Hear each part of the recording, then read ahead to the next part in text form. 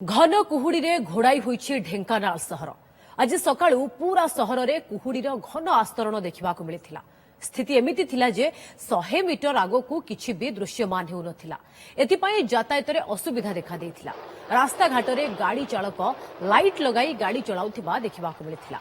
55 number जातीय राजपथ रे घन कुहुड़ी पाई गाड़ी चलाचल बाधाप्राप्त होइछि। ढेंकानाल सहर समेत आखपाख अंचल रे एभली घन कुहुड़ी देखा मिलुछि। ढेंकानाल प्रतिनिधि राजश्री सतपथी अधिक सूचना पाई रहिछंती। राजश्री प्रथमे कहतु एबे स्थिति कौन एबे कुहुड़ी टिके कमिलाणी कि एवं सकाळर स्थिति कौन थिला विजिबिलिटी केते कमी जायथिला? देखु पूजा वर्तमान घंटारे 9:15 हेलानी किंतु वर्तमान सुधा कुहुड़ीमय अच्छी ढेंकानाल सहर एवं आखपाख अंचल एवं सकाळे एते घन कुहुड़ी हेतला जे जनजीवन मध्य अस्तव्यस्त होई पड़ला। एपरिक सकाळे स्कूल गोइंग पिला अछंती जो माने स्कूल जाउछंती छात्र छात्री सेमानंकु मध्य समस्यार सम्मुखीन हेबाकु पड़िथिला कुहुड़ी पई।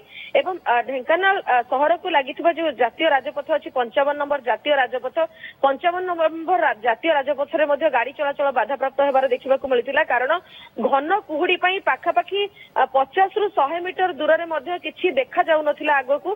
सेथिपई जो गाड़ी चालक माने जरूरीकालीन बसतः जाउथिले सेमाने गाड़ीर हेडलाइट लगाई जाउथिले एवं ता सहित गाड़ी बहुत कम गाड़ी चलाचल करुथिबार देखा मिलता। जो मानकर जरूरीकालीन सेवा थिला सेही गाड़ी गुड़िक केवल चलप्रचल करि पारुथिला। कारण घन कुहुड़ी जेगु रास्ता दृश्यमान हेउ नथिला। ढेंकानाल सहर आखपाख अंचल 55 नंबर जातीय राजपथ समस्त अंचल कुहुड़ीमय होइतला एवं वर्तमान सुधा मध्य सहर एवं आखपाख अंचल रे सूर्य देवता को अपेक्षा रही ढेंकानाल रे राजश्री ढेंकानाल वासींकर किंतु ये केवल आज ना गत काली भी एमती कुहुड़ीबा पाग हेतिला।